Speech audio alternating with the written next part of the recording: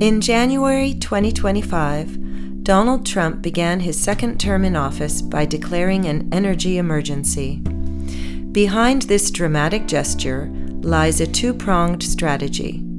On the one hand, the order of the day is drill, baby, drill.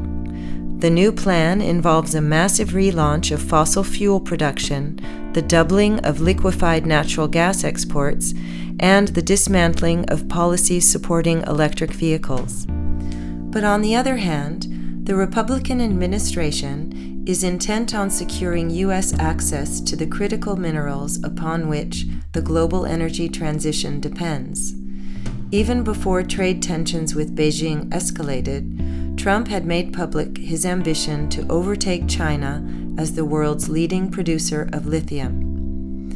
Should this new course be understood as a break with the orientation of the previous administration? In some respects, yes.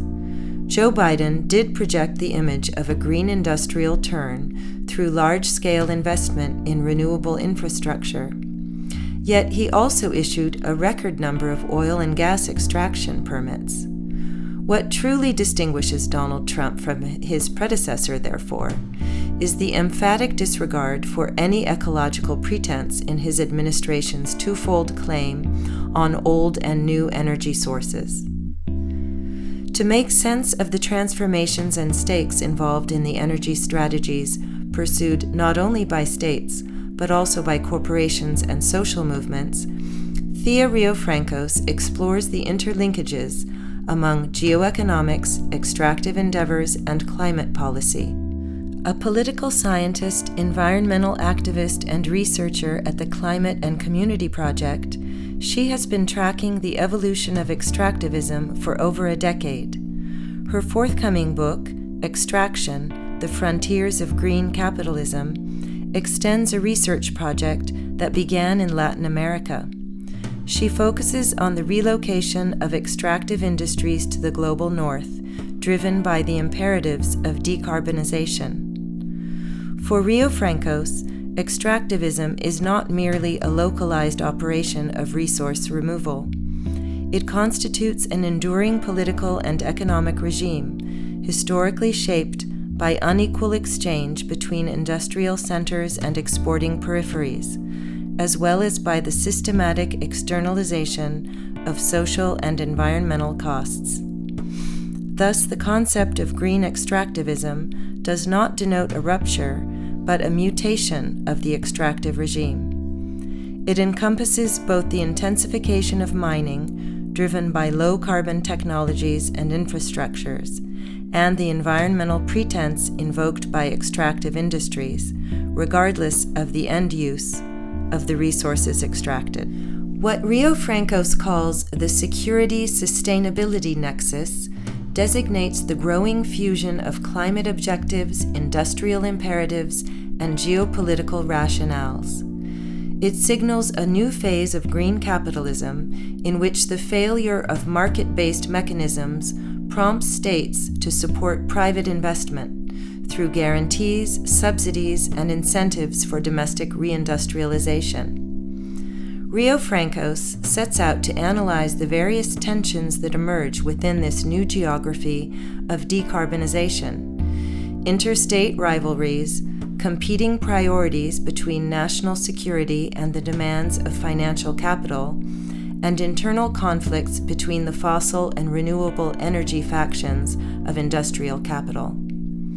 She also seeks to illuminate the current geoeconomic configuration in light of four major historical inflection points: the energy crisis of the 1970s, marked by the simultaneous rise of resource nationalism in the global south and energy security discourse in the global north; the commodity boom and the rise of China following the 2008 financial crisis; the protectionist turn inaugurated by Trump's first presidency in 2016, and finally, the green industrialism of the Biden administration. Our conversation with Thea Riofrancos addressed the two sides of her work. We invited the political scientist to reflect on the long arc of her research, but we also asked the activist to revisit her contribution to the 2023 report entitled More Mobility, Less Mining, in order to reflect on the various strategies deployed to resist extractivism, whether brown or green. The interview took place in New York on March 14, 2025. So your work has long engaged with the politics of resource extraction and its ecological implications, from the book Resource Radicals that you published in 2020 to your forthcoming book Extraction: The Frontiers of Green Capitalism. And while your earlier research focused on Latin America, particularly Ecuador and Chile, your new book expands its scope to include the US and Europe. So to start with a broader perspective, how would you define extractivism in the first place? And how do you see it in relation to the longue durée of capitalism, and especially its colonial history and the ongoing dynamics of unequal exchange? Yeah, so I'm going to start this by going to the origins of my analysis of extractivism, which also takes us to its origins as a discourse. I had the kind of serendipity, perhaps, of living in Latin America at a moment that this discourse was, in a way, first articulated. And so the first answer to your question is that extractivism, or extractivismo in Spanish, is a situated discourse. It emerged in a particular time, in a particular place, to respond to particular challenges on the left and challenges of political economy and the mode of accumulation in the global south and in the peripheries of the world economy. So first and foremost, it's a critique. It's a critique of the way that capitalism appears in the peripheries of the world system. It appears as rapacious, as violent, as extractive, as the kind of term itself names. But as a mode of critique, it wasn't just externally oriented or oriented towards its object of critique, right? Like the world system, capitalism, in its kind of peripheral manifestation. It also named a divide on the left, right? And I think it's important to kind of retain that kind of local political aspect to it, right? When the activists and left intellectuals, critical intellectuals in Latin America started talking in terms of extractivism, part of what they were naming was a way in which even left-wing governments, even these progressive projects that occurred during the so-called pink tide, which was a moment when there was a lot of left-wing, we could almost call it political hegemony in Latin America, when we had leaders that were self-declared socialists, that were embarking on, in many ways, quite transformative policies. What critics and activists at the time sort of began to focus on was the way that, despite the revolutionary rhetoric in some cases, or the radical rhetoric, there was a reproduction of a mode of accumulation over time, that these leftists had not fundamentally departed from extractivism. And so what extractivism also calls our attention to is the kind of deep tension on the left, not only in Latin America, but also around the world, of how to grapple with the extractive foundations of the world economy, right? And sort of one mode of grappling with that is to kind of articulate left-wing policies that can change the political economy of extraction. Another is to more militantly, more fundamentally, perhaps more getting to the root of things, to oppose extractivism as a kind of mode of accumulation in and of itself, right? So extractivism kind of recalls that moment of political conflict among the left. It was initially this kind of localized critical discourse. And in that process, though, it articulated a political economy of extraction and kind of drew our attention and draws our attention still in this moment to what extraction or extractivism is as a whole political economy, right? And so in doing that, these scholars and activists, and I say that intentionally, in that it was both a kind of intellectual discourse, but also very much a political discourse among social movement actors, right, who were protesting large-scale extractive projects that were being advanced under left-wing governments, right? And so in kind of this moment of this political clash, what is quite interesting to me, and I think quite relevant to our moment, is that these situated actors kind of brought into the 21st century the discourses of dependency theory, of structural economics, these concepts that you've pointed us to of, for example, unequal exchange, right, or enclave economies. These were concepts that were first developed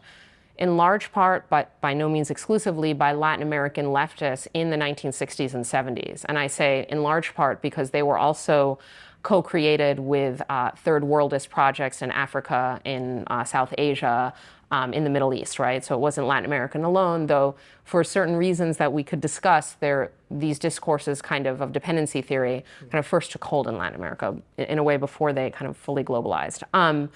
And what dependency theory draws our attention to is the position of formerly colonies, then kind of subservient states in the world system or peripheral states in the world system, their position in the world system, which is defined by extractive political economies, whether those are mining, whether those are large-scale agriculture, which may have at certain moments involved chattel slavery, right? And so these extractive operations that are basically about taking primary resources from their place of either their geological deposits or from where they are harvested in plantations out of these territories and exporting them to originally imperial centers and then subsequently also to kind of like global markets, right? Once we're in a kind of an era of sovereignty.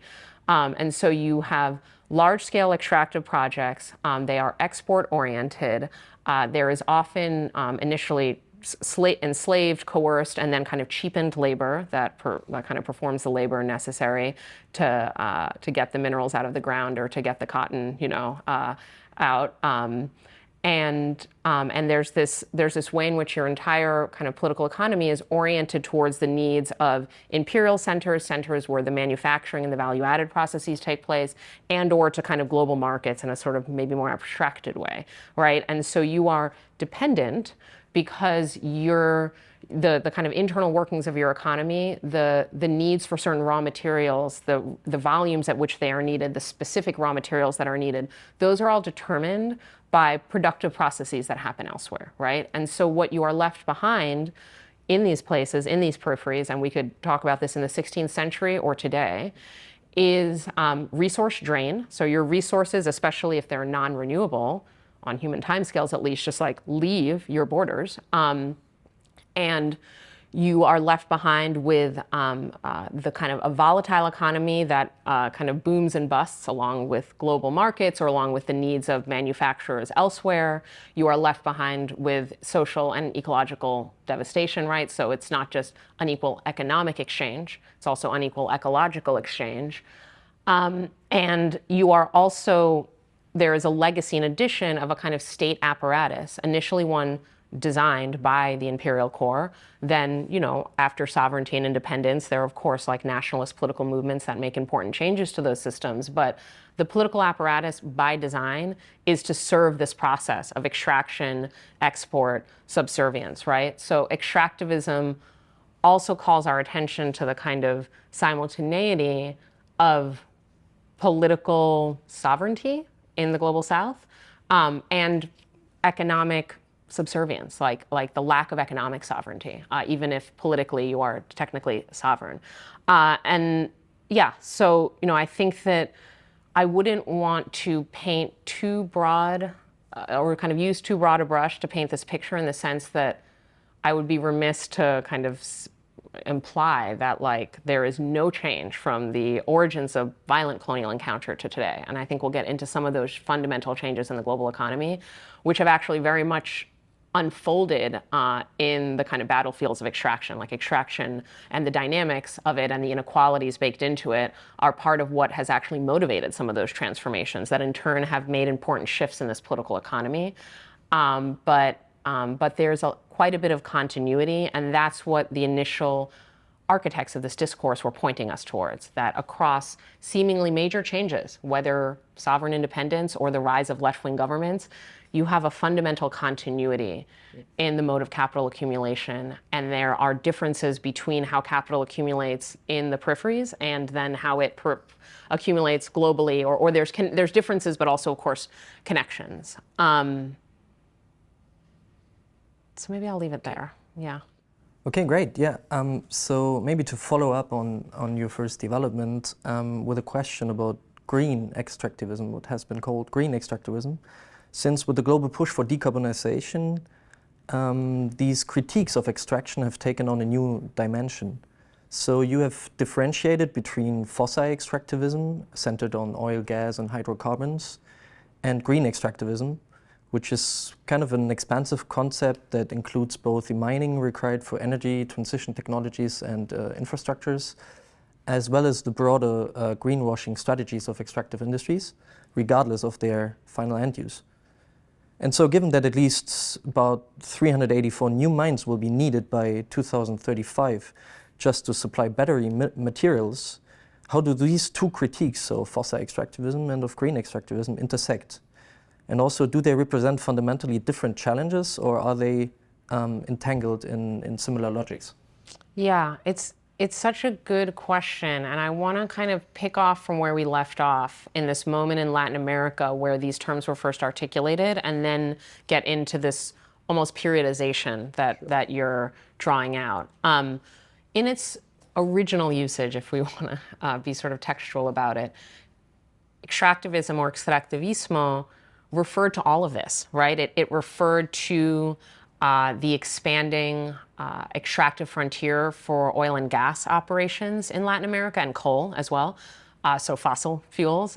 It also referred to the dramatic expansion of large-scale, industrial-scale mining in Latin America that has a long history, right? The mines of Potosi in Bolivia, when the Spanish Empire was still a thing, helped fund that Spanish Empire. So it's not that mining was new, but there was this extremely important expansion of mining in the 1990s, in the 2000s, under initially deregulatory regimes that kind of encouraged foreign capital investment. And then, as I referred to earlier, that pink tide moment where these extractive projects were seen as vital to economic development and funding of social programs, right? So, but in its origins, activists are contesting pipelines and mines, right? Like, so both of those, sort of hard rock mining or metallic mining and oil and gas.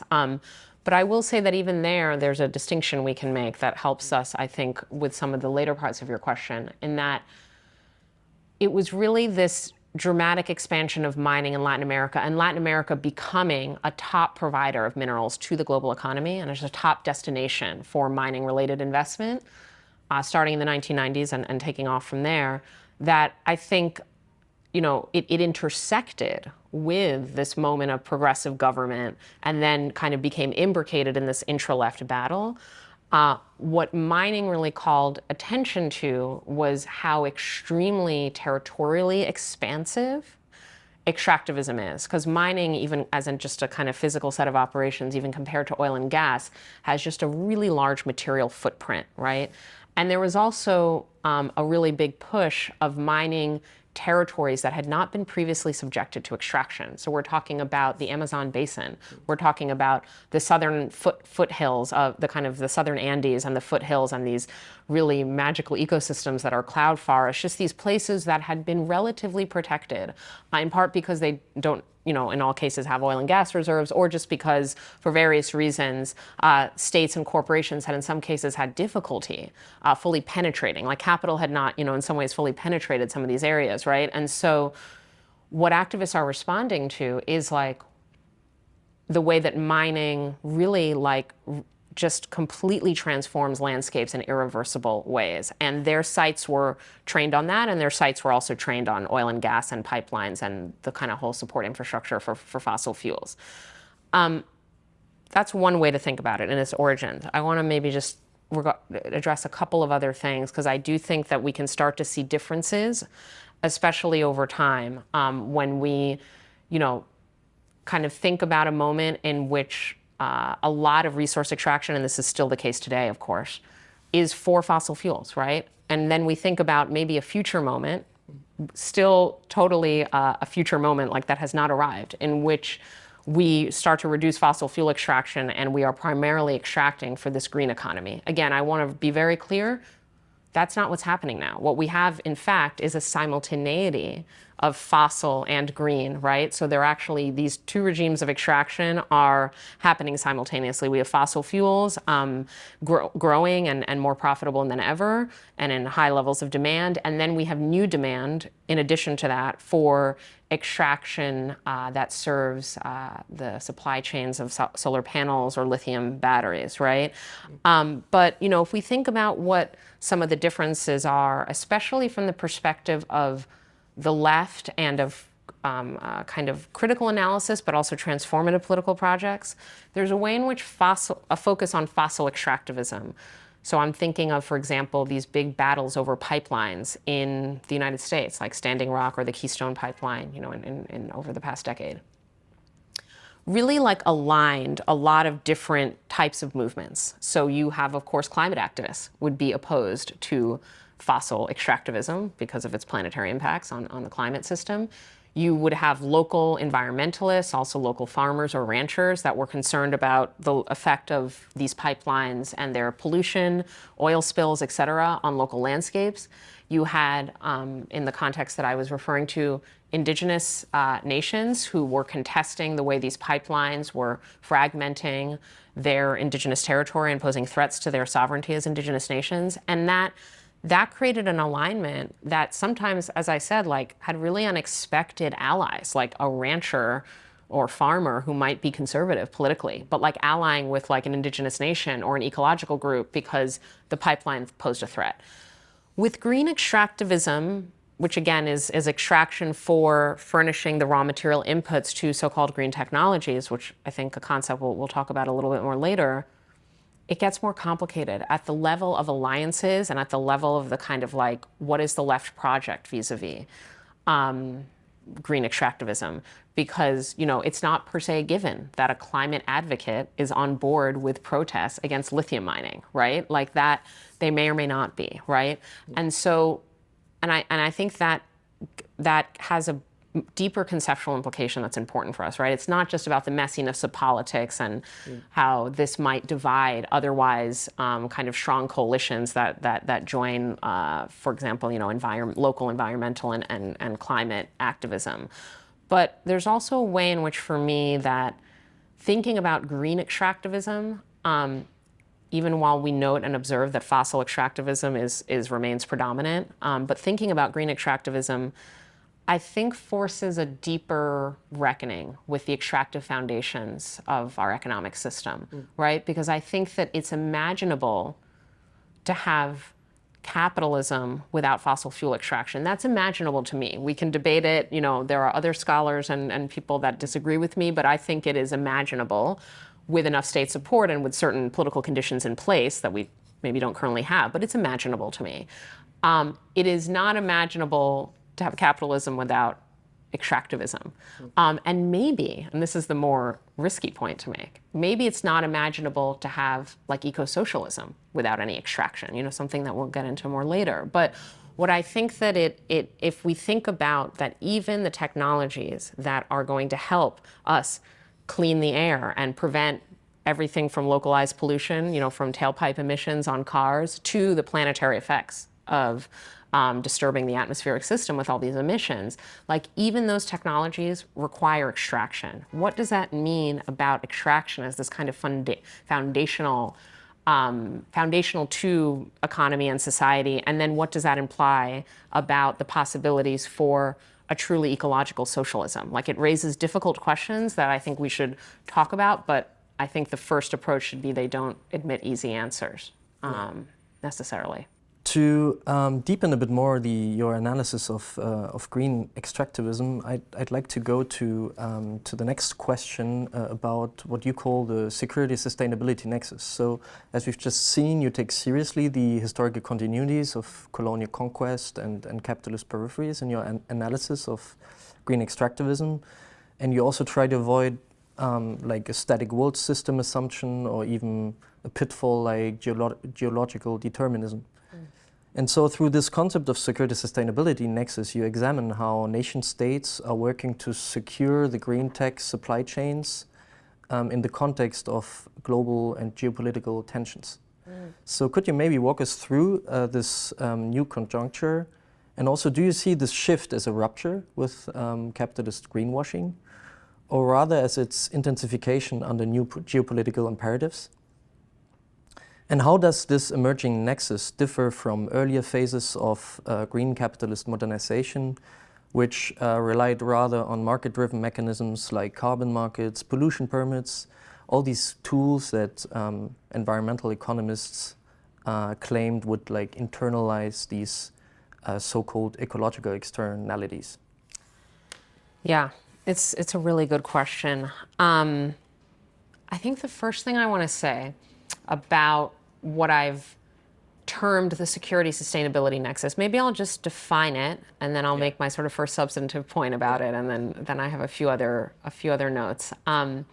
So what I mean by security sustainability nexus is a set of discourses and policies that justify and promote the onshoring of mining into the global north. Yep. We could maybe call it the reshoring in some cases. In the United States, actually, reshoring can be more apt because we actually have had a large historical mining industry. In Europe, it's a little harder to call it reshoring in a lot of cases. It's more onshoring. But what I mean by that is that global north from Canada, US, Europe, UK, these governments in their jurisdictions are attempting to attract extractive capital to set up operations within their borders, to set up a lithium mine, a cobalt mine, rare earths, etc., copper.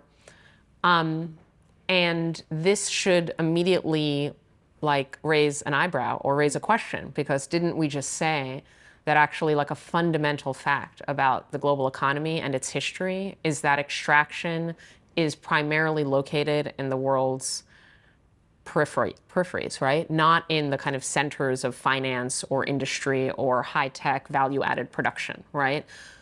So, you know, I think that the first implication of, actually, let me restate that.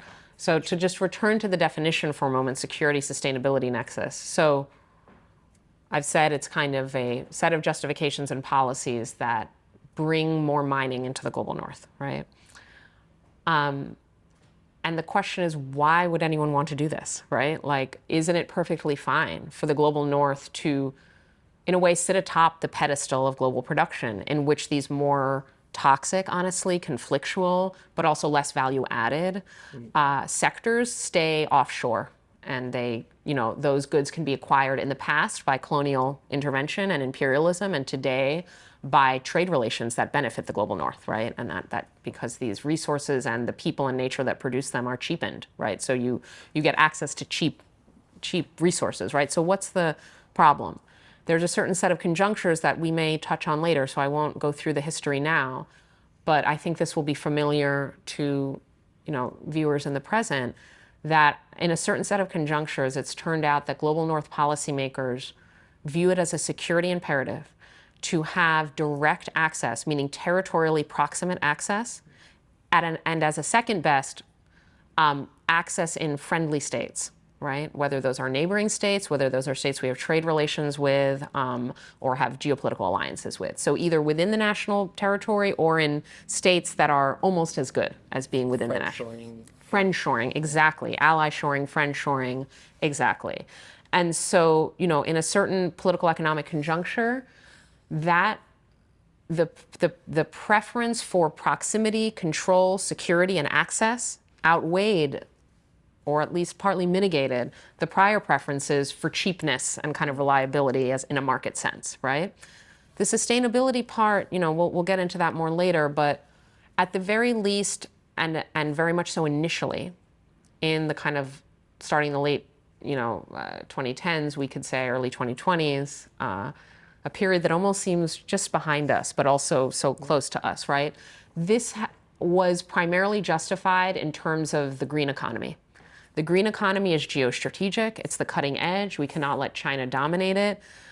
China has dominated it by constructing very secure supply chains, a lot of which route through its own territory or the territory of states that it has good relationships with, right?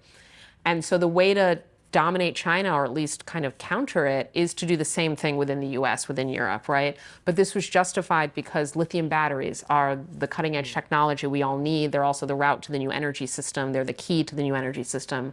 And just as energy has long had a sort of geostrategic valence to it as a sector, that kind of translated into this way that security and sustainability understood as green capitalism and green supply chains, fused and merged as a very powerful discourse to onshore, right?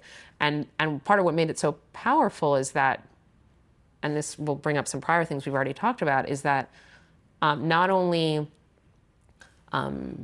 national security types, but also climate advocates could get behind this. Like, oh yeah, we want lithium mining in the US so we can get lithium batteries in the US so we can rapidly decarbonize the US, right? And maybe it's not a good idea to rely on these vulnerable supply chains from elsewhere, right? So the greenness of it was important to its political legitimacy and to the way in which it helped stitch together a coalition that was not just about hawkish or nationalism, it was also about climate and green. You know, what's happening now, and we'll get to this, you know, as we talk about contemporary events with Trump, but that sustainability was always the most precarious element, because it really had such a justificatory role, and justifications can change, right? And while underlying things stay similar, right? And so I think security was always the most powerful set of political actors, set of motives, the most durable. But they had there was a relationship between the two, especially in when these discourses were first formulated. So that's the security sustainability nexus. I'm just going to say one or two more things about it.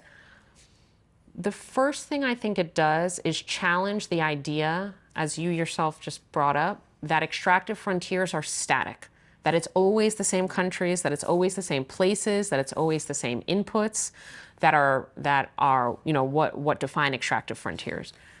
And it's actually the case, and this is as much the case with fossil capitalism, and I'll get into that in a moment. Extractive frontiers are mobile. They do sediment, and there's a path dependency and an inertia to them, and that certainly has to do in part with their physicality. Like, they're not just concepts. Like, an extractive frontier is a place you can visit. It has certain resources, it has certain affordances that enable extraction, right? But geological deposits of all sorts, whether minerals or fossil fuels, like, they're in lots of places on Earth, and we keep discovering more of them, right? So as a latent possibility, there's a lot of latent potential extractive frontiers out there.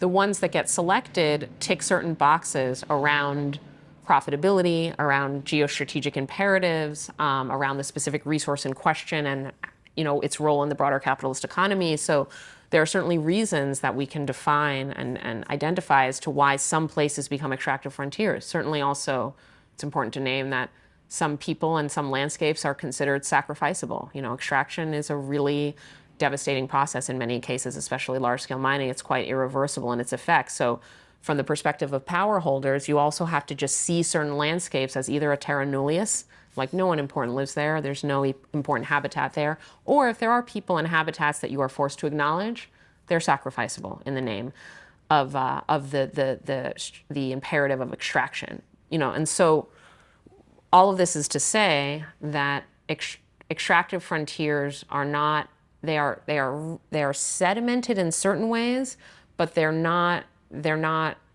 immovable. There's geographic malleability to where extraction takes place, right? The second extremely important implication, which you've already drawn out a bit, is that it is actually not always the case that extraction only takes place in formerly colonies, then third world, now global south. Again, these designations change over time, but there is actually quite a history to extraction within the global north. It's certainly, for periods that can amount to centuries, been relatively strategic for global north countries to get resources from elsewhere.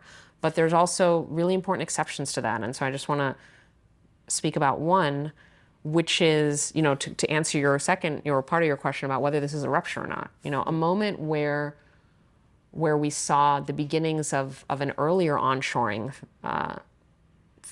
push was in the 70s, during the so-called energy crisis. That was when, in response to high oil prices, a variety of global north states the UK, the US, top among them, began to explore kind of internal peripheries or internal hinterlands or frontiers for extraction. So that's when you get the North Sea development in the UK, the offshore oil development. You also get more drilling in Alaska in the US. You also get Gulf of Mexico. So that's a kind of a mix of an onshore and a friendshore kind of thing, right? With cutting across borders. But regardless, that in the 70s, was a moment of onshoring and a moment where the extractive frontier of oil kind of expanded more within these other global north countries. And the 70s actually provide an important precedent and set of logics and discourses, and even in some cases actual policy legacies that have facilitated the contemporary push. So when we talk about ruptures, I think it depends at what historical scale we're operating. If we look very zoomed in, the year by year or the daily news cycle or whatever it is, right? There's an important rupture that onshoring draws our attention to, because it's simply the case that for upwards of, half a century to a century, for the most part, the US and Europe have gotten their minerals from other countries, including some global north countries. I don't want to, again, simplify too much. Canada, Australia, they're settler colonies that they have an interesting history with mining that is for another time. But anyway, a lot of imports from Africa, and Latin America in terms of mining. So to look at that situation and say, we want to change this, so more of our mining comes internally, that is a change, right? And if it's successful, that would be a sea change in one particular set of trade flows globally. However, it's not the first time this has happened. Would not be the only example of like an internal frontier within the global north, which brings me to your last question that I want to address. Very interesting. First time I've thought about this, so I really like the question about, is there a kind of adjacency conceptually, or is there more of a contrast between another way of like internalizing, right? You're asking like, in what way does bringing mining sort of back to the global north or to the global north, which is its own kind of internalization, like how does that relate to or contrast with the idea that capitalism can internalize its own externalities, right? And that's a kind of now almost out of fashion idea, but it's important to keep talking about it because I think it's important history, like this idea that with carbon prices or carbon taxes or cap and trade regimes, we can just force capitalism to price in, to cost in its externalities, and then they actually are no longer externalities. They are internal factors of production that carry certain costs. So like, okay, then you reduce your carbon footprint to reduce your costs, right? Because carbon is now priced. And so it's a kind of proposition very aligned with an earlier moment of kind of green capitalism as an economic but also political project, that capitalism can sort of solve its own contradictions. The contradiction in this case being, what James Conner called like the second contradiction of capitalism, right? That there's a contradiction between capitalism and its ecological foundations because it self-undermines ecologically. Well, if you priced in the ecological externalities or the carbon footprint, then maybe capitalism could internally adjust. It's such an interesting parallel, but difference, right? Because I just explained the logic of market mechanisms as this kind of mode of internalization of externalities. And instead, what we see is a kind of more territorial form that takes and a kind of geopolitical form that takes, right? Where instead of importing, you are becoming more self-sufficient. So you're internally self-provisioning the inputs of the green economy or of the high-tech economy, of the semiconductor economy, right? Because there are other sectors where there's an argument for onshoring of raw materials, right? So it's less about markets internalizing and more about states internalizing, right? It's very interesting to see almost this conceptual parallel of what's inside versus what's outside, and how calculi on the part of state or corporate actors shift in terms of what's convenient or strategic to kind of in-house or have external. I mean, there's this even longer debate in the history of capitalism around vertical integration, like what makes sense for a company to do internally versus what's better to do via contract, via markets, via offshoring, outsourcing, et cetera, right? So there's this kind of fundamental kind of question in capitalism about what is a market relationship versus what's internal to a firm, or what capitalists calculate internally versus what they kind of consider an externality, or what states want internally versus not. And there's probably a deeper answer than what I've just given, but I like thinking about those in tandem quite a bit. All right, I'd like to follow up with a question that explores the link between what you just framed, the security sustainability nexus, and the concept of green capitalism that you introduce in your forthcoming book and that you define in two ways. So on the one hand, it refers to economic sectors and supply chains that are labeled green for their proven or unproven role in addressing the climate crisis through decarbonization or adaptation. And on the other, it represents a technocratic project driven by profit-maximizing firms and business-friendly governments that seek to foster market-driven innovation through de-risked investment. But as you argue, green capitalism is full of contradictions, and I'd like you to expand on some of these tensions. So how does, for example, the onshoring of extractive industries that you just mentioned in the core both contradict and reinforce patterns of unequal exchange in the periphery? And to what extent does national security clash or align with interests of transnational capital? Is green capital ultimately constrained by low or unstable profitability, as for example the economist Brad Christophers has argued? And finally, how do these multiple contradictions, so between rival states, between state and capital, and also among competing capital fractions, interact and shape one another? Yeah, I think it's another moment where I think that the end of the last question really, pivots us to this one, right? Because I want to recall that what you mentioned about this idea that capitalism can internalize its own ecological and including climate contradictions through market mechanisms, that is one way to define green capitalism, right? From a more normative, what I mean is a non-critical, a normative perspective, almost like a promotional or booster perspective. Like if I asked someone who is a proponent of the idea that capitalism can internalize its own ecological contradictions, they would kind of call that end state green capitalism, right? And so that's one way to define green capitalism.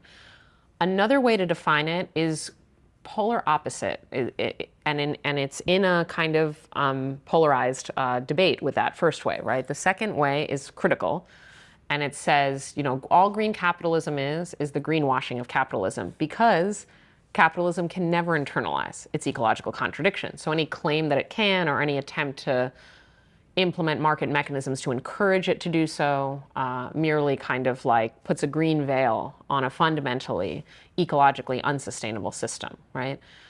And while I definitely see a virtue or some important critical traction that second, more critical definition of green capitalism gives us, I almost feel it's like too intertwined with this like debate with the boosters of green capital. So I want to kind of step away, not in this fake, like I'm above the fray of these political disagreements, but just to kind of start more empirically. Like if we had to observe green capitalism beyond just greenwashing discourses, like what is it? Like what does it refer to?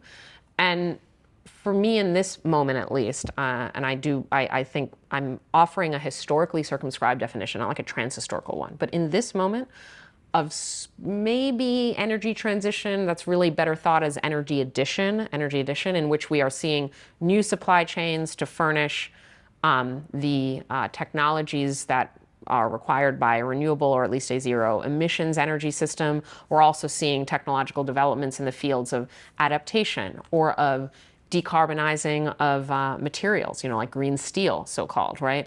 So for me, what's important is the quite material building of productive capacities, of supply chains, but also of research and development, and in some cases quite speculative ideas about how how a certain technology can mitigate already existing climate change, right? So when I talk about green capitalism, it is kind of a mix of productive forces that are already being installed and deployed to produce certain products that at least are justified because they have some role in greening the economy, right? Whether that's a lithium battery or a lower carbon steel.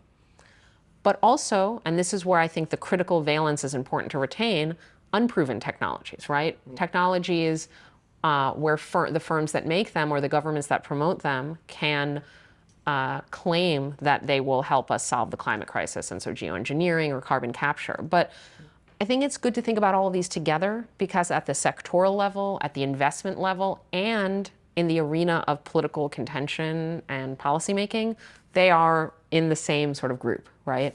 And so, I guess that, unlike those kind of other definitions, I focus more on, materially what is happening with capitalism, right? One of, I think, there's like kind of two other elements that you brought in that I think help us specify the current conjuncture of green capitalism. One is this kind of the geopolitical aspect, and the other is like this kind of deeper issue too of capital accumulation and profitability, right? And so I'm going to end up connecting those a bit, but I want to treat them separately to start with, right? And because your question also disambiguated them. So in this moment of escalated geopolitical tensions, that's exactly the moment in which onshoring has become like a favored tactic on the part of states. They have promoted onshoring in part by, as I said, kind of stitching together a coalition that can include climate activists, include like industrial policy advocates, can include national security hawks that are concerned about China, right? And so onshoring is a way to kind of assert geopolitical prowess while also building this green capitalist economy. It is quite, in some ways, auspicious and felicitous for green capitalism, this onshoring argument, because in reality, what it amounts to is tax breaks and subsidies and financial underwriting and backstopping for the operations of green capital. Because once the mining of lithium or the factories of lithium batteries are seen as like geostrategically important, the floodgates of state support open, right? So in this way, these security discourses are, which might be in some ways perhaps, I'll revisit this in a moment, perhaps like circumstantial or unrelated to the inner workings of capitalism, but they can definitely help promote the interests of capitalists, right? And that's why they're in this coalition.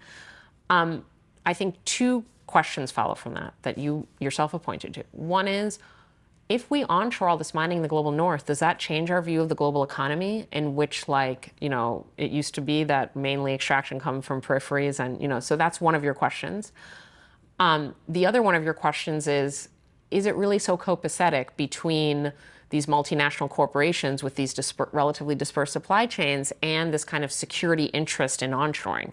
Like, is there a limit to how much those two factions can get along, right? Or see themselves as part of a shared political project, right? And so for the first, I think it's very important, and I often have to like doubly or triply emphasize this lest I be mistaken. I am not at all arguing, or let alone like observing, that there is a movement of mining from the global south to the global north. Instead, it's an expansion, right? We can almost stick with that idea of energy addition, or like an all of the above, or like this multiplicity and multiplication of extractive regimes and the multiplication of extractive frontiers, to kind of apprehend the fact that you can have more mining in the global north and more mining in the global south. As long as demand is growing, there is no contradiction there, right? And you can actually potentially develop even more inequalities. I'm not quite sure we see that yet, but we could imagine a situation in which the regulatory regimes governing extraction in the north and south diverge. This is not, I don't fully think this is the case right now, so I want to be clear about that, but just as a thought experiment, right? Like, what if we got much better environmental regulation of mining in the global north than in the global south? Let's just say that were happening. Then not only would we continue with unequal exchange, because there's still mining in the global south, that's still really routed towards global north economies, and plus there's more mining in the global north, but also the global south mining is like even more environmentally harmful. So we're actually like basically increasing the kind of gap of unequal ecological exchange and economic exchange, right? So that's just a thought experiment for now, but because mining is still pretty toxic in the global north too, right? So I don't want to say it's clean in the global north, though that's part of the discourse, right? But it's just to say that you can expand extraction inside the global north without necessarily fundamentally changing south-north relations. However, I do think it has knock-on effects and implications politically, economically, and ecologically to have more mining in the global north, right? It certainly brings the consequences of our supply chains, of our modes of production and consumption a little closer to home, right?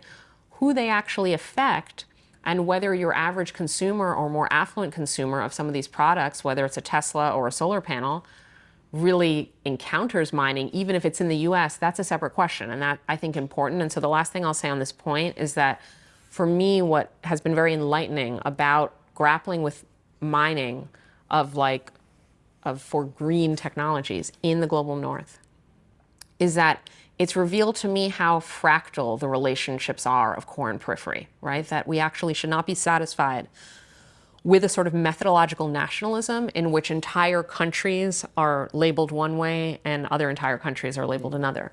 Because what that obscures is the fact that within the global north, there are hinterlands, there are rural peripheries, there are extractive frontiers that at certain moments state actors have found it strategic to have within their own borders, right? Just the same as in the global south. There's class inequality. There are people that benefit more from that regime of extractivism than the people that pay the ecological price for it, right? So I think that it behooves us to think in terms of scales or in terms of fractal patterns, and the fact that when mining is brought onshore into the U.S., the people and places it affects are people and places that bear some resemblance to the colonized and then neo-colonized kind of subjects in the global south, meaning they're indigenous peoples, they are people that are, considered more sacrificable because of their rural kind of land-based or place-based kind of livelihoods. They are, there's a lot of ecological sacrifice, right? And so it can kind of show us across the global divide of north and south these kind of resonances and echoes, right? Without flattening the world into some kind of flat space, right? The second thing I want to get to, and this will kind of wrap my thoughts on this matter, is how much can the national security hawkishness and the anti-China and the supply chain security stuff that motivates this onshoring, how much can that stay in a kind of happy alliance with ultimately transnational capital, right? And there's a lot of benefits slushing around that kind of enable that alliance, as I said, the kind of fact that in reality, this is a very corporate-friendly set of policies, because the way you attract capitalists to do things is by, financial sweeteners and carrots more than sticks and whatever, right?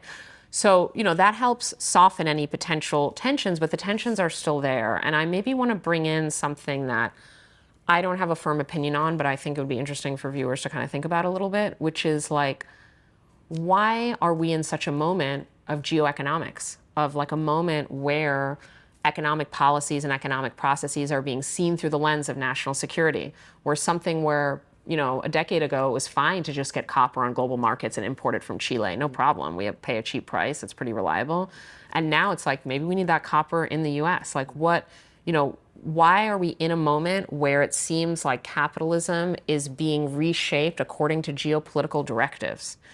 And that, I think, entails a deeper question that can implicate capitalism itself, right? So I think there's a way in which I initially sketched them where these are almost external facts to one another, right? On the one hand, you have these state actors who are geopolitically driven. On the other hand, you have transnational capital or globalist capital that might like benefiting from those security policies, but ultimately would also prefer to maintain global supply chains and the ability to partner with countries around the world or investors around the world, right?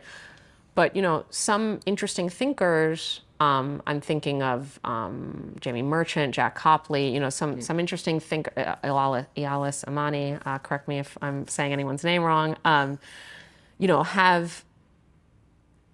gotten to this kind of understanding where the geopolitics are themselves a result of a contradiction in capitalism, right? So that kind of, rather than an external contradiction, it's an immanent contradiction within capitalism, right? I'm not saying if I fully subscribe to this argument, but I find it very thought-provoking. And the basics are that capital globally has been entering into, over the past decades, like a situation of terminal secular stagnation due to problems of overcapacity, right? They're drawing a lot on Robert Brenner's work, et cetera.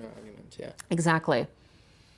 You know, there's a little difficulty with how you fully assimilate China into this narrative. They have ways of assimilating China, but it obviously goes against the grain of secular stagnation since it boomed and rose during the period of most pronounced secular stagnation in the West. But we'll put that aside, and I know and I acknowledge that there's ways to kind of incorporate China into this narrative as well. But regardless, in a case in which capitalists themselves begin to see limits to profitability, what in the 70s, you know, in the famous title, were called limits to growth, right? In terms of the ecological, you know, limits, right? Limits because of this secular decline in which there's a shrinking pie, or at least a more static pie, that capitals, you know, we can get into the idea of national capitals, are kind of competing over what is a kind of stagnating amount of total profitability and kind of opportunities. In such zero-sum game. Exactly. I was just literally about to say that. In such a zero-sum domain, game theory tells us that actors start to behave differently, right? The constraints become more intense. You start to use tactics that are alive to those constraints rather than assuming infinite growth, right? And so part of what's emerging in this moment is that states are enabling capital accumulation by subsidizing it, and also by kind of buttressing in a mercantilist vein the competition, the antagonistic competition between capitals headquartered in different great powers with one another, right? And so in a way, what all this neo-mercantilism, this protectionism, this geoeconomics speaks to is kind of increasingly apparent constraints on capital accumulation itself. In which case, sure, there might be fights between different political actors, between the most hawkish versions of this coalition, or kind of elements of this coalition, and the most transnational capital-aligned elements of this coalition. But at the end of the day, from this perspective, they actually issue from the same, you know, set of contradictions in capitalism itself, right? So that's a way to kind of view them as connected rather than externally in confrontation. However, I think that, you know, we're all political actors, meaning, you know, that it is a theory that is compelling, but on the day-to-day of politics and of political fights, political antagonisms, the terrain of politics, the terrain of the state, these elements do enter into tension with one another, right? And so I think it's important on the left to not totally smooth that out, and to instead think about, like, whether we're thinking just intellectually from the perspective of critique or politically from the perspective of action and intervention and protagonism. Like, are those tensions, even if, again, this orientation of a kind of geoeconomic capitalism issues from this kind of shared dilemma, like, there are tensions between different state and capital actors of how to deal with that fact, and those tensions can give us critical analytic leverage on the system writ large, and they can also potentially oriented us to political openings, right? Because I think, especially in a moment in many countries in the, you know, so-called West, of political marginalization of the left or some political defeat, one of the openings that we have to look for is fractures and fragmentation among elite actors. That might be a precondition for us to, like, situate ourselves so that we can gain some political protagonism in this moment, right? So I think there's a strategic reason on the left to not like erase or flatten or explain away some of the tensions that are clearly there, at least on the level of kind of daily politics. And maybe, you know, one last thing I want to say is that, to kind of maybe tie a bow on this a little bit, is that if, according to some of the scholars that I've named, this whole geoeconomic turn and onshoring as a specific tactic of that, if that itself issues from a crisis of profitability of capitalism, then there's a question, which is it solving that crisis? And that is a very open question, which I think actually redounds to, or sort of underscores the utility of that analysis of crisis of profitability. Because if the crisis is as deep as some of those thinkers that I said say, then it's actually maybe not surprising that these geoeconomic strategies are not fully solving it, or they're a temporary band-aid, or they're a provisional settlement, rather than, like, fully solving the crisis, right? And, you know, there's just so many examples of that, and Brett Christopher's work is among that, has alerted me to this quite a bit, but and as well as the work of some others, that not only, there's this kind of broader issue of capital accumulation, but specifically actually in green sectors, whether those are renewable electricity markets or some of the mining sectors associated with these supply chains, or solar panels, or green steel, right? All of these have faced some pretty fundamental profitability questions, precisely and especially in the sort of Western polities that are trying to prop them up through these neo-mercantilist protectionist means. But, after quite a bit of financial backstopping on the part of the EU, Northvolt, the Swedish battery maker, is bankrupt, right? And then what's amazing, and I just want to end it here, the news just in the news today, on the day that we're recording this, is that bankruptcy, but also the EU deciding to get more stringent about investment policies and foreign direct investment, which is specifically aimed at China. So what I'm saying is that on the one hand, the vaunted European experiment in battery self-sufficiency, right, and sort of self-powered, pun intended, kind of green economy, with tremendous financial underwriting by the EU and by European companies as purchasers initially, like BMW, and them pulling out was part of what created this crisis, among other things, right? The failure and the bankruptcy, literally and figuratively, of that kind of project is then side by side by, instead of the EU, for example, saying, well, okay, our bid to have a Swedish battery and a kind of European supply chain didn't totally work. Let's just go back to Chinese investment, to joint ventures with Chinese and South Korean companies, which already provision 60% of European batteries, right? So that route seems better. Maybe we should do tech transfer. Maybe we should invite more of this FDI under our own terms, sure, but not shy away from it or not prohibit it. And instead, we have the opposite, which is a doubling down on securitized rules of investment, in which case there are serious questions raised about how we're going to get a green economy in Europe, because apparently it's not Northvolt, nor is it BYD, right? Under at least in terms of what politicians are currently orienting towards. And that raises not only questions about industrial policy and political economy, but questions about decarbonizing Europe, which is supposedly what initially was driving all of this, right? And so we see how security and sustainability, they can be joined as a powerful discursive and policy apparatus, but they can also enter into real tension with one another. Especially also because most recently in Europe, in the German weapons producer Rheinmetall just announced that they would be able to take over the idle capacity of Volkswagen. So fascinating. Instead of decarbonizing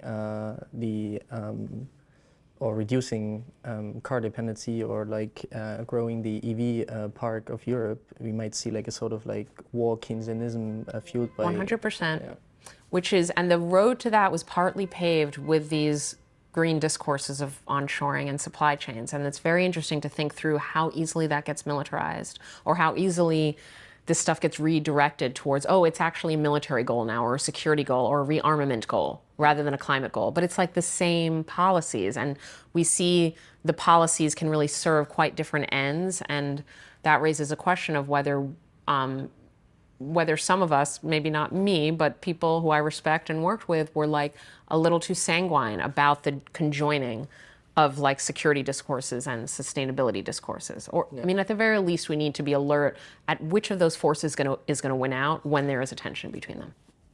Okay, I think at this point of the discussion, it might actually be a good moment to broaden the historical scope of what you just have introduced as geoeconomics, since in your book you suggest a periodization of these very geoeconomics. So you trace a trajectory from the 1970s energy crisis that you've just mentioned, when third world resource nationalism had peaked and global north energy security strategies took shape, to Biden's push for green industrial dominance, which institutionalizes supply chain security through onshoring and demanufacturing incentives. So could you maybe walk us through these four key moments that you identify in your periodization? So the 70s energy crisis, the 2008 financial crisis and the commodity boom, Trump's geoeconomic turn in 2016, and finally Biden's green industrial push in 2020. So in what ways do these moments reveal continuities and ruptures in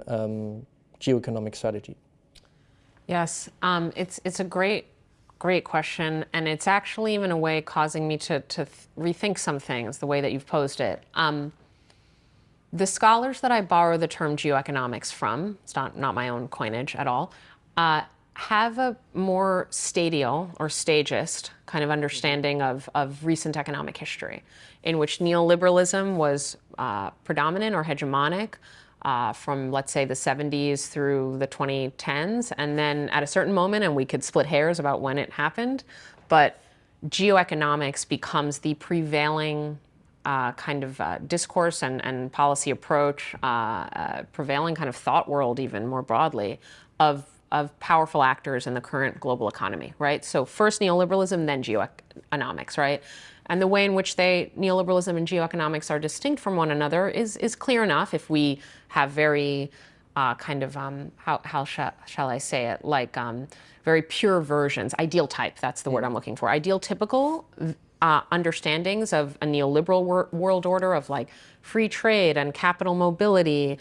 And not that states aren't there, but their main goal is to facilitate the movement and accumulation of capital, right? Or to protect property vis-a-vis other social demands, right?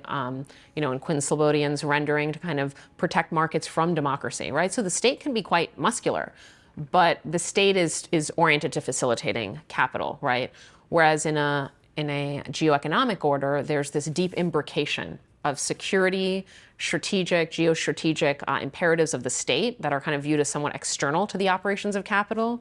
Those get kind of imbricated, and the state starts shaping capital accumulation and movement, or lack thereof, trying to maybe stop so much movement of capital and keep it within your borders, right? According to geoeconomic imperatives, right? Or geopolitical imperatives, we can say, right? So there's this stagist idea. What I want to actually argue, and your question is prompting me to argue this, maybe clarifying it to me for the first time, is that I'm not totally satisfied with that stagism.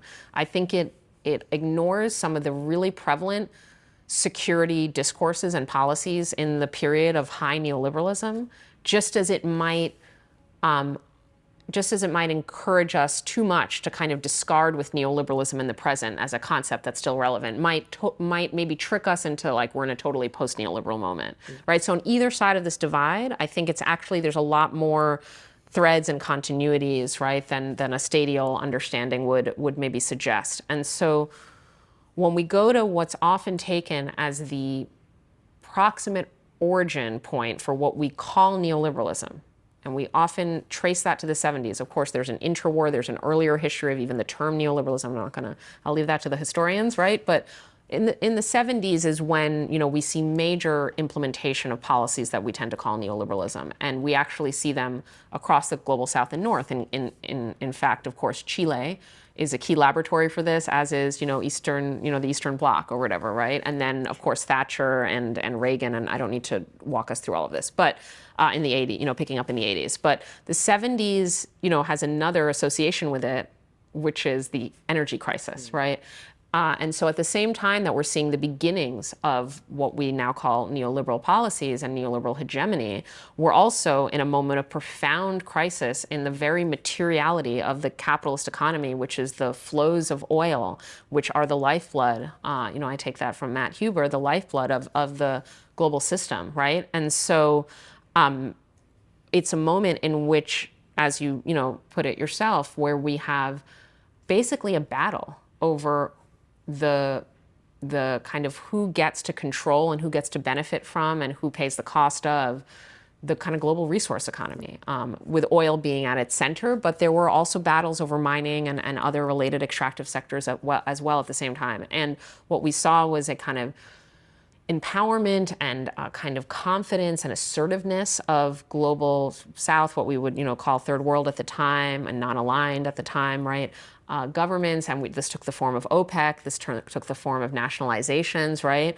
A real assertiveness, which was met, not unsurprisingly, like with a real backlash from the global North, but not just a backlash in the form of military coups or attempting to kind of undercut these resource nationalist experiments, but also, as we discussed earlier, in terms of, well, let's build some of our own internal resource security, right? So then we get the expanding extractive or fossil frontier, within the global North, right? So that 70s moment is so pivotal, not just because it's like oh, just, another moment where we see these contests over global resources and extraction, but it literally like birthed the logics and the languages of dependency, understood as a critical concept on the part of the third world. Like, we want to get away from the trap of dependency. That means we need sovereignty, we need assertiveness, we need nationalization, and then dependency with a very different valence on the global north side, right? So I think that it's, it's the intimate entanglement of colonizer and colonized. You can even see that in the word choices, right? And so dependency for the global north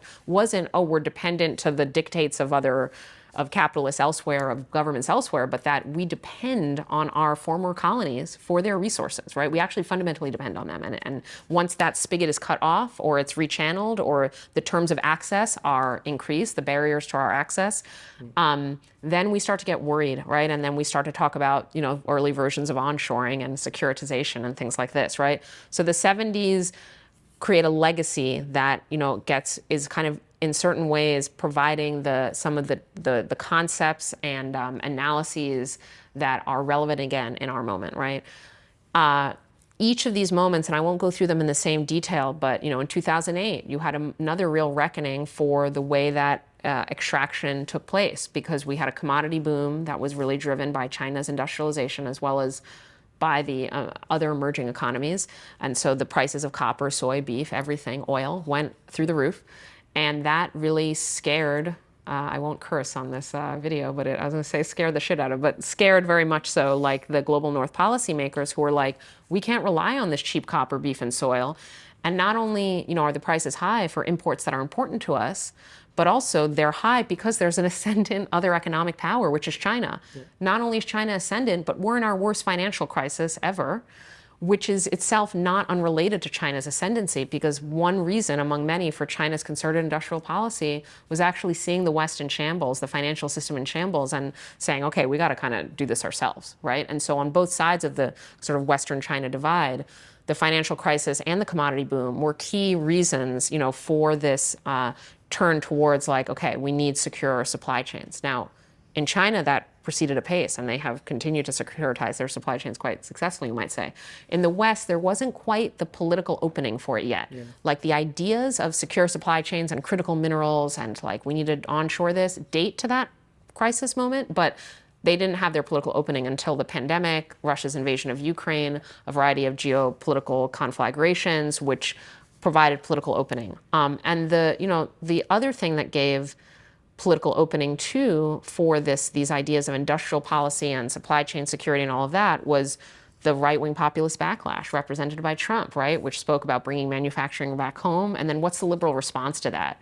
The liberal response is to actually orient towards that, is to mutate towards that, is to not say, no, let's defend free trade. Like, that's actually, interestingly, not the liberal response. They realize that there is no longer quite that political constituency for like a free trade globalization, and for various reasons that I'll leave it to your other interview subjects to get into. But it's a clear, reckoning moment for liberals, and the way that they deal with this is by, and this speaks to almost where our last question ended, but is by kind of preserving some of this economic nationalism, ratifying it is what I mean to say. The economic nationalism, the supply chain security, a lot of the specific dictates of that Trump, the first Trump government, and green it, or like, and high tech it, and sort of make it less about just this like brash, like we're gonna bring stuff home, and say, in order to fulfill our green objectives, in order to have the best semiconductor industry, in order to be at the scientific vanguard or the vanguard of even like human progress. I mean, you get these really big statements by liberals, we need supply chain security.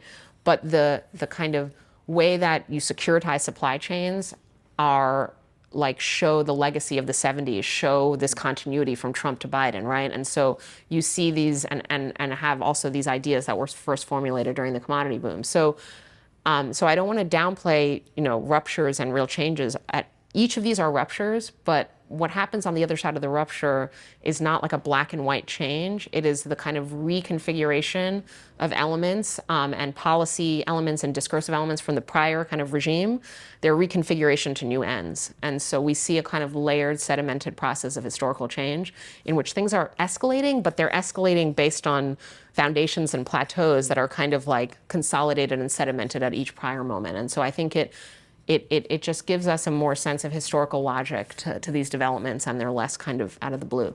Okay. And the architect or the main protagonist of the Biden security endorsement was probably Jake Sullivan, right? Absolutely, absolutely, right. And so, we have these kind of actors that are at the border between security policy and economic policy, and themselves blurring that border. I want to just say one other quick thing here, because my answer there was quite global north centric, aside from the mention of China, which is just that what we also see today is a return, and it's not always the best term, but I don't want to. History doesn't repeat, it rhymes, but like we see some kind of renewed interest in resource nationalism in the global south.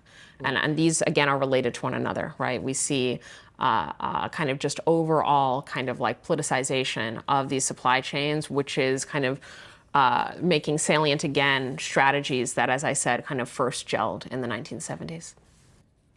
All right, with my next question, I'd like to go back to the question of green extraction. So you're a strategic co-director of the Climate and Community Institute, and in that role you co-authored a recent report which is titled More Mobility, Less Mining, which explores different decarbonization scenarios. So the report finds that lithium demand could actually be reduced by up to 92% in 2050 compared to the most lithium-intensive projections. And doing this primarily by reducing car dependency, right-sizing EV batteries, and establishing a strong recycling system. Also, you've described yourself as agnostic on one of the key divides within the climate left, so between eco-modernism and degrowth. So I wonder how does this report navigate the tension between, on the one hand, criticizing extraction and on the other hand, advocating for maybe more controlled approach to it. So to put it polemically, do you think there's a sort of eco-socialist model of extraction that is possible? Yeah, thanks. I like the polemical question. So I think that there's a couple of ways that I would analyze this debate about eco-modernism and degrowth, or I won't not analyze the debate, but sort of my position in it or outside of it, or as the case may be. I think on the one hand, to some degree, the wrong questions are being asked. And one of the questions that tends to be asked by these two different camps, especially about what I work on, which is this energy transition related extraction, is like, is there enough, right? And so it's a question of like sort of planetary boundaries or underlying resources. And the strong eco-modernist view is that the possibilities are limitless. Whether that's because there's a sense that, we keep discovering more resources, more deposits, I mean, or whether that's because of a belief in decoupling, whether absolute or relative, meaning that you can sort of decouple growth from its ecological requirements or from, its ecological impacts or its climate emissions, right? So through efficiencies of production, through technological innovation, you actually reduce the impacts of capitalism, right? That's another way in which eco-modernism is optimistic about the kind of resource question. We'll just need less per unit over time because we'll innovate our way out of this question. Degrowth is way less sanguine. It's much more pessimistic about whether the planet can actually support this level of growth that's currently or forecast, right? And sometimes, not always, so I want to be clear here because there are degrowth analyses that are very similar to mine and some that are less similar to mine, right?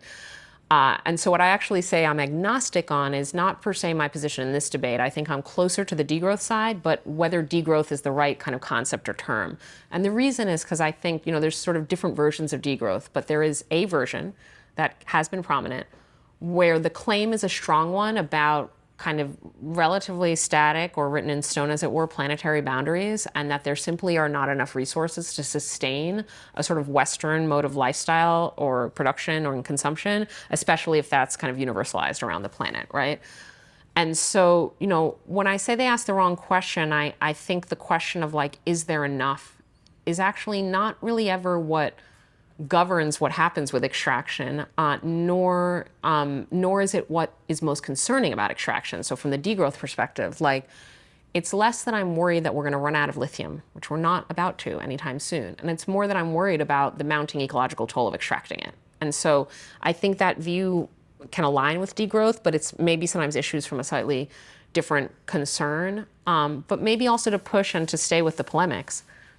I think that to different degrees, degrowth scholars and activists have an answer or don't to the question of, well, how do we extract under eco-socialism or in a utopian degrowth, commune that we live in, right? Like, if we could implement degrowth, if we could, and in its most progressive and left-wing version, where we're attentive to class, we're attentive to geographic differences, right? Where we're not saying that we should impose austerity on Bolivia. Like, we're saying, no, the austerity is actually just for the ruling classes and the global north, like they should consume less. Like, I think there are versions of degrowth that are so similar to my politics because they're very attuned to class differences in consumption or geographic differences in consumption, right? But even with that nuance that I think the best versions of degrowth bring to the table, which is like not like this universal austerity for everybody, we still have this question of like, if we implemented an eco-socialist society, which had things like free and frequent and reliable electric buses that served working class communities and got them around and created no tailpipe emissions and were just lovely kind of like specimens of communal luxury, right? Like that kind of world, where do the batteries come from? Like, who makes them? And where does the lithium come from, right? Like, these are questions that I think the best degrowth scholars do answer, but not always everyone in degrowth, right? And because there is an almost uncomfortability or a sort of lack of comfort, I don't know if that's a word, a lack of comfort with dealing with this fundamental fact of extraction.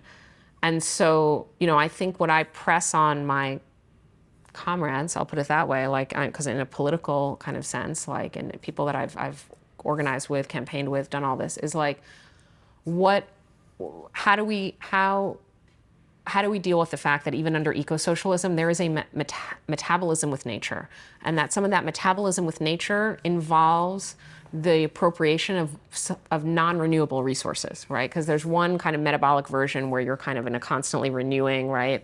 But if we look at things like lithium or any minerals or metals, like they are not renewable on human timescales. So is there a way that we're like, how do we extract those so that we can make the e-buses, but without falling into the worst pitfalls? And I think that of the harms of extraction and the inequalities of it. And I think, one thing that I want to say, which your question points us to, is that I think it's important to keep conceptual daylight between extractivism as this like kind of brutal, violent, extractive modality of capitalism in the world's peripheries, whether those peripheries are in the global south or internal to the global north, right?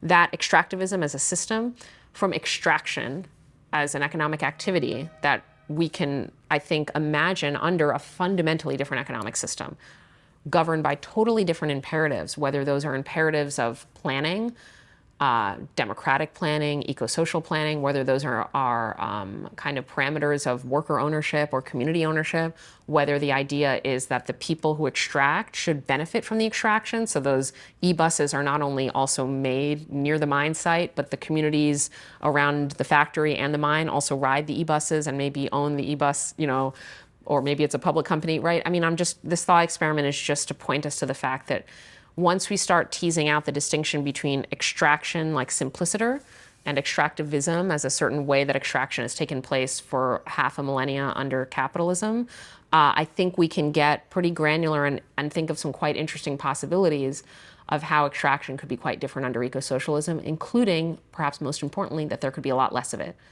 Not none of it in the near term, because we need to build the e-buses, right? They don't exist, there are not enough of them yet.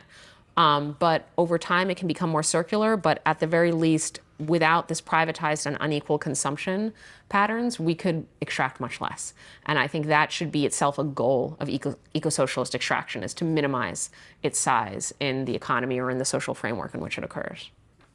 All right. Before we conclude, I'd like to turn to the present moment following Donald Trump's re-election. So many have argued that outright climate crisis denial has evolved, so either into far-right ecological narratives, sometimes called eco-fascism, or into capitalist decarbonization strategies that we've just talked about. So Adrian Buller, for example, has identified a palpable shift towards these tendencies. Yet Trump's revival of the "Drill Baby Drill" slogan during his inauguration in January challenges this assumption. His appointment of Chris Wright, a former oil executive and vocal climate denialist, as energy secretary signals a renewed push for aggressive fossil fuel expansion. Andreas Malm and Will Carden have recently described this as the era of fossil overshoot, so the era where ruling classes openly accept the failure of the 1.5-degree target set by the Paris Agreement and instead emphasize carbon removal technologies. But Trump's energy policies also appear deeply contradictory. On one hand, promoting domestic mining of battery materials to position the US as the world's top lithium producer, while on the other undermining EV and wind industries. So he has declared an energy emergency while simultaneously aiming to double the exports of liquefied natural gas by 2028.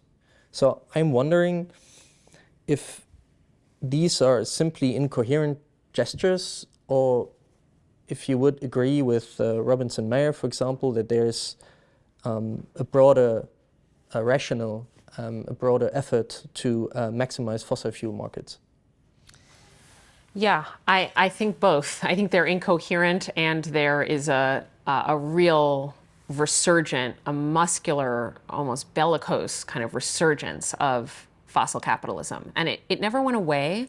You know, we had a moment a few years ago, and maybe we'll get to this a little at the sort of very end, where there was a real question of like, wow, we might actually really pivot from fossil capital to this kind of green capitalism. I think, but what ended up happening was not a pivot, was this kind of energy addition piece, right? And so, but it's not just like a smooth addition. It's involving the real reassertion of domination by fossil capital, right? And holding on to its position economically and politically, right? And so that in the figure of Trump, in the figure of his government, we see this real reassertion of the kind of strong arm of fossil capital, both in its ability to shape government and advance its priorities, and in its literal profitability, which is quite dramatic and quite impressive compared to especially the green sectors, right? And so it's renewed its profitability, it's renewed its hold on politics, it's reasserted. And so, yes, I agree with this maximization of fossil fuels, but there are incoherences, which, you know, you've named a couple of, but you mentioned the, wanting to boost domestic consumption, but also wanting to boost exports, which actually require sort of different policies to do each of those.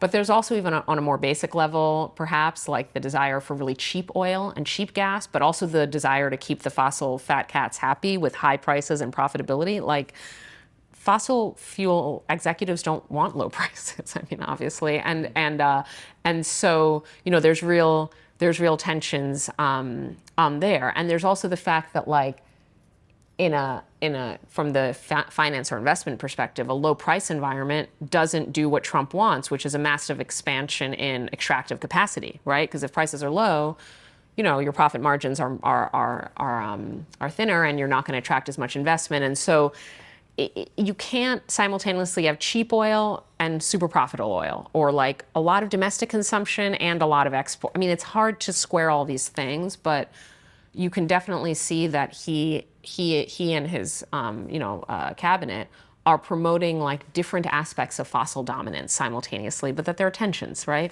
One aspect of fossil dominance is mass consumption of fossil fuels, which cheapness helps. Another is like profitability and the political power that issues from that profitability, which is in tension with the cheapness, right? But these are different facets of fossil's capital's power, and we can see internal contradictions there, which in a way are actually just reflected in the internal contradictions of Trump's policies. And Trump has also announced plans to shift funds away from the EV incentives and instead prioritize securing China-free battery supply chains. As you have pointed out, and so it's basically about emphasizing more lithium mining but less electric mobility. And so there's an approach that merges America First security policy with elements of climate denialism, reshaping the state's role in resource extraction and industrial policy. So I wonder how this sort of mineral endorsement of Trump fits into your framework of the security sustainability nexus. Yeah, well, the Trump government in 2016 is the government under which we got the beginnings of this security sustainability nexus, right? And it might sound a little weird to say that because Trump doesn't talk about sustainability very much. However, he laid the groundwork through primarily executive orders, but also some discourses that his cabinet members started to articulate as well, for this, like, we need to bring mining back to the US type of thing, right? And especially critical minerals, right? We're really focused on these minerals that have this kind of almost dual use, like they're economically important, they're also important to the new energy sectors, but they also have security implications from the state's perspective, right? So he really promoted this expansion of domestic mining.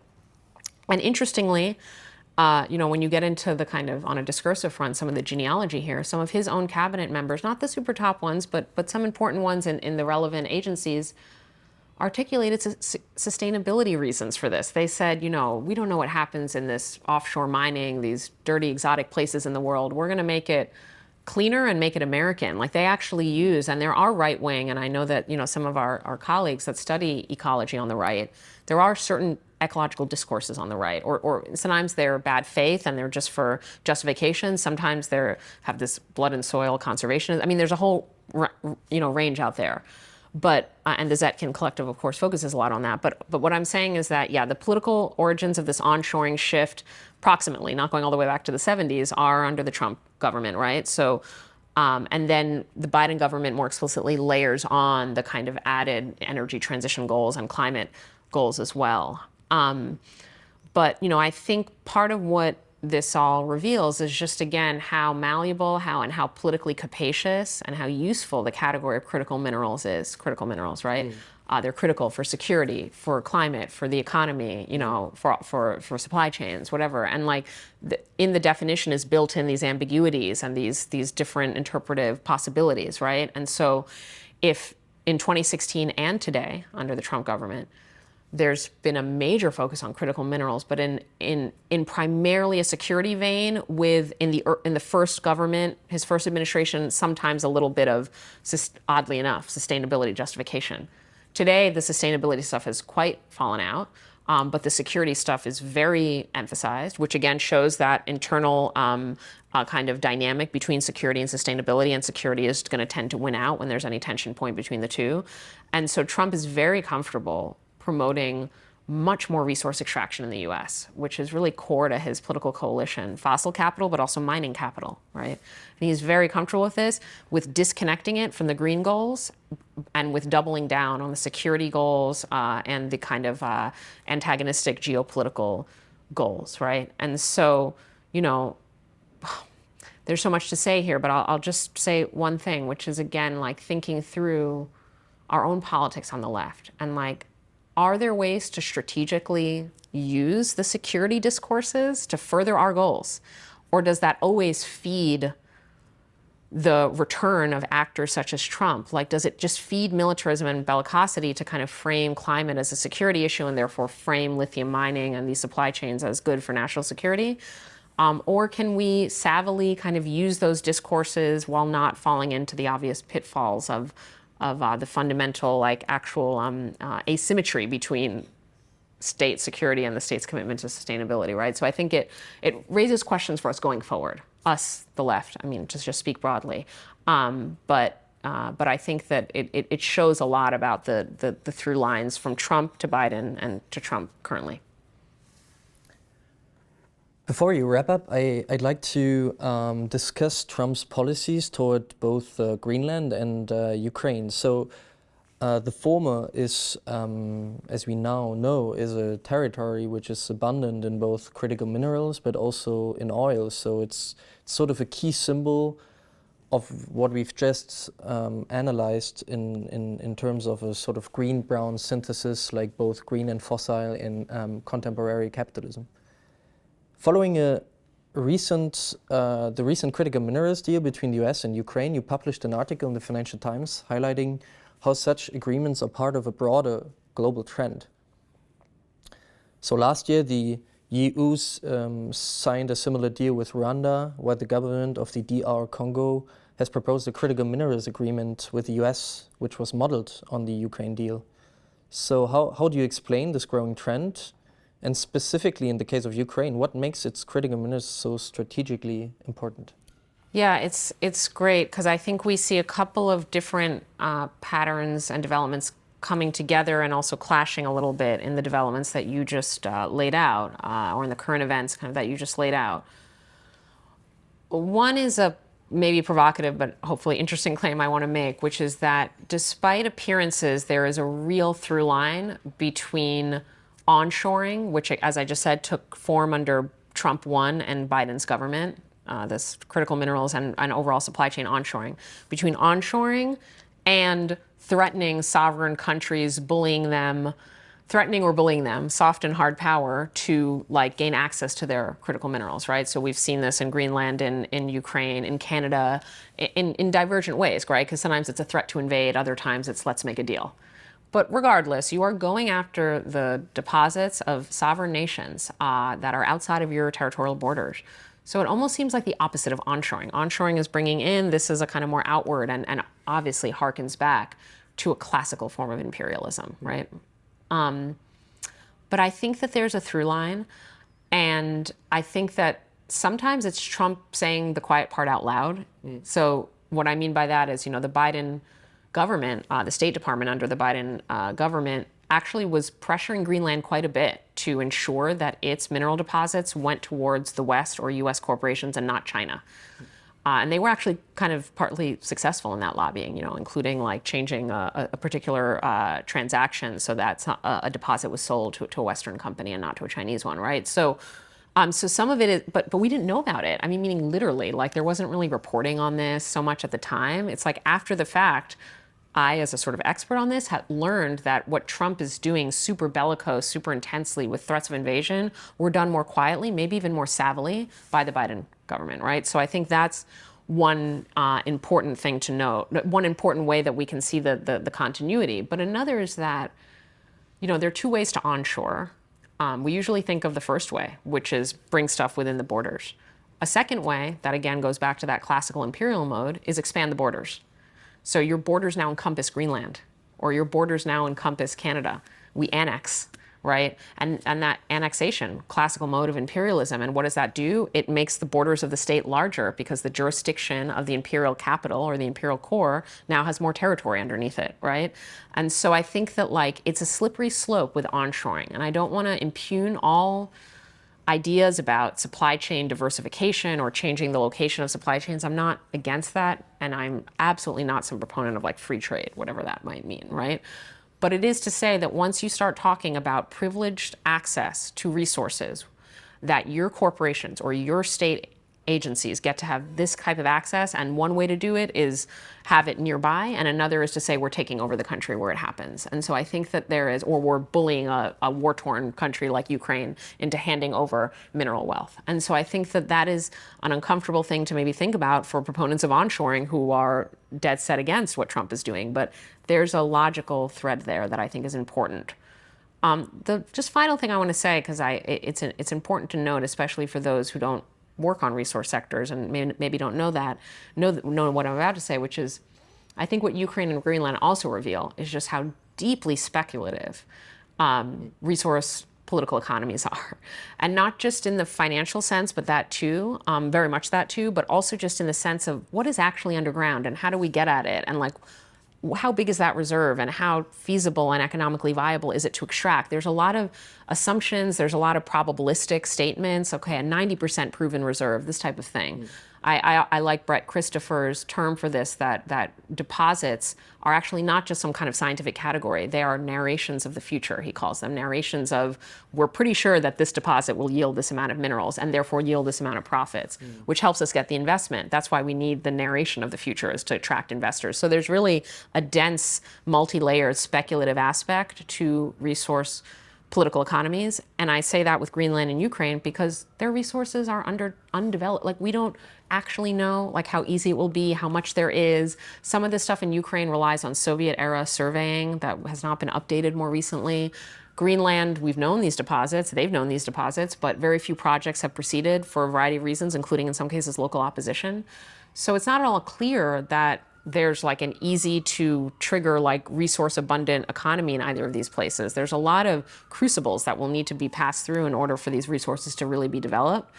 But, with a stroke of a pen or with just an infographic or a map, put up beside him, Trump and his government can just say, lots of resources there, let's get them.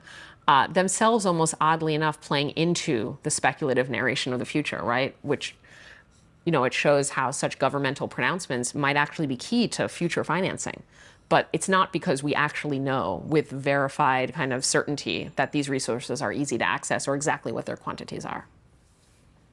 Especially in case of Ukraine, where we rely on Soviet surveys. Absolutely. Right? And where, again, the non-insignificant deposits, a number of these deposits are actually in currently Russian-controlled areas, which is then not unrelated to Putin saying, I'll cut you a better deal. We'll get you Russia's minerals, like to Trump, and the ones that we control in the Ukraine territory that we control, right? So we also see how these speculative narrations of the future can actually get imbricated with escalatory geopolitical tactics, right? And can be it's quite felicitous that there's speculation because you can make a move because no one really knows. All right, for my last question, I would like to go back to the collective that you've just mentioned before, the Zetkin Collective, which proposes to theorize the scenario of fossil fascism, which is defined as the alliance between fossil capital and the denialist far right, emerging in response to climate policies and the threat of stranded assets. So would you characterize Trump's administration as denialist in the strict sense? Or does it instead represent a form of carbon cynicism, meaning acknowledging climate realities while doubling down on fossil fuel expansion for political and economic gain?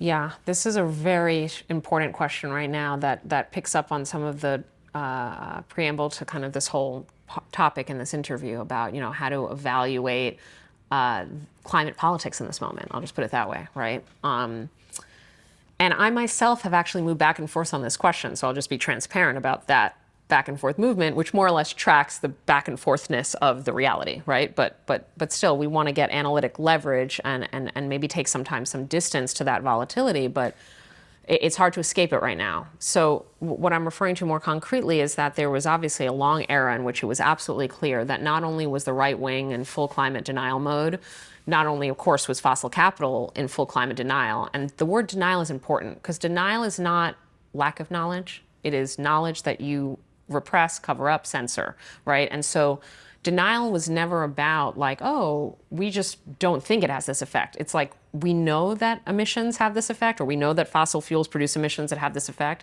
and we are denying it, right? Which is very important. The Exxon New kind of campaign and uncovering of how deeply aware Exxon was by its own actually uncannily accurate predictions about global warming and about the effects of fossil fuel-based emissions on the atmosphere. So anyway, there was this denial period. That seemed to give way. We could roughly periodize this, and I draw it very much on Malm and Carton's work here, which I've been reading. We can roughly periodize this in the sort of 2018, maybe 2015 to 2021 or two kind of moment, where for a variety of reasons, which I will not catalog, but I want to name briefly, schematically, which are everything from Fridays for Future, Greta Thunberg, Sunrise Movement, these really fairly active youth movements around climate, to kind of some important technological developments where we had cheaper solar panels and batteries and it seemed more viable to kind of build a green economy, to also the escalating geopolitics, and partly for that reason, Western states taking more interest in like beating China at the kind of climate tech game, right?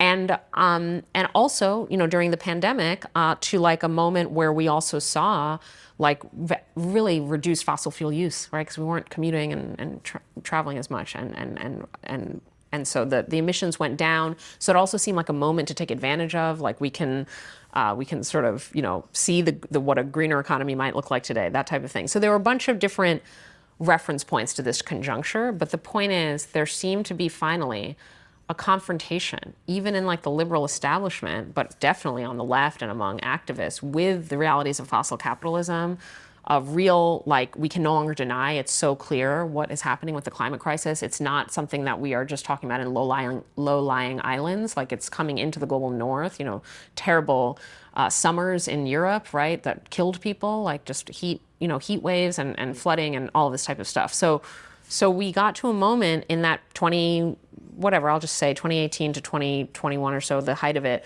period, where it seemed like we had moved from like denial to this kind of rearticulation of the climate crisis as an investment opportunity, right? That's where we get this green capitalism takeoff in the way I've defined green capitalism, right? And state and green industrial policy in the global north, also, of course, in the global south, so I don't want to ignore that, right? And it almost feels like we're in a counter-revolutionary moment to that or something, like there was, because it feels like denial is back.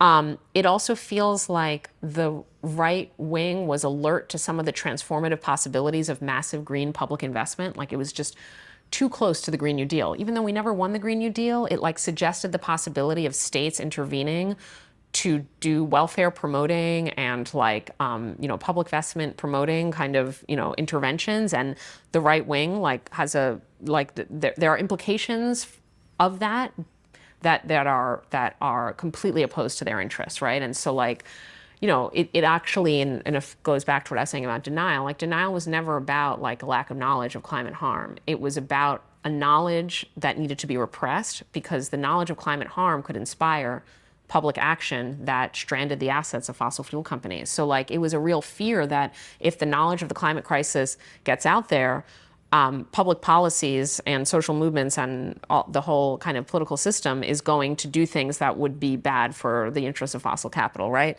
So we see a kind of return of that fear combined with, and I think the carbon cynicism has something to it, combined with a real awareness that like we're screwed. Like, I mean, the planet is in severe crisis, and like the best the ruling class can do for itself is like wall itself, is like get the profits while they're good, get some inheritance to their grandkids, build walls, and make sure that they are able, and I mean walls in all senses, like border walls, sea walls to their fancy apartment buildings and mansions, right? And like protect themselves from the reality that they're aware of, while they simultaneously buttress their profits and their benefits from fossil capital, while they also strongly argue against like this prior turn towards publicly investing to create a green economy, right? And so they're mixing, it's a kind of mix of different strategies, but they all redound to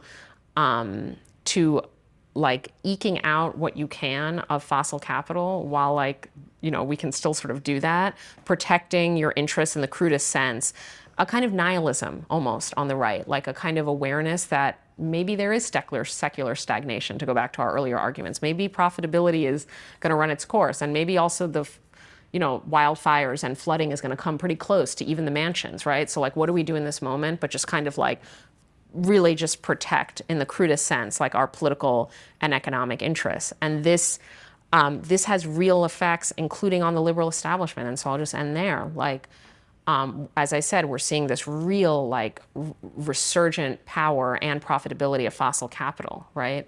We're also seeing that in these geopolitical conflagrations, security is taking precedence over sustainability. We're seeing liberals much more comfortable with like buttressing the security state than they are with continuing to promote green investment. And those liberals are too, unfortunately, in the US especially, in the pockets of also the fossil fuel industry, which has also, not coincidentally, dropped all of its commitments to like net zero by X date, right? So it is a very concerning conjuncture where I don't think it's quite right to say that history moves backwards, but I do feel like we've lost some ground on these very basic issues. And I think that we on the left are going to have to get pretty trenchant in our analysis of fossil capitalism and how it operates politically and economically.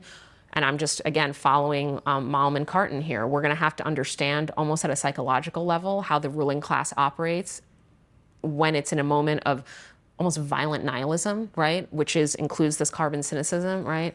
And we'll just use any tactic to protect the wealth that it can amass in the moment and not sort of worry about what happens a few decades later, whether to the planet or to capitalism itself, right? And that almost short-termism that is quite relevant there as well. And so what does the left do here? Do we do what Malm and Carton, I think, might suggest, which is get more confrontational with fossil capital? How do we do that in a moment of heightened state security and the risk of criminalization, right, for those very pipeline blocking activities, right? Do we have a different strategy to deal with the geopolitical crises of our day that don't build up the power of the military-industrial complex and keep us more on track towards the green transition? And then how does all of this, because I've been a bit global north-centric here, interact with what we're seeing out of the global south, which is like a continued desire to do kind of green developmentalism and green industrial policy and leverage their extractive sectors in some cases towards a kind of developmental program in which they are moving up the supply chain into more value-added goods.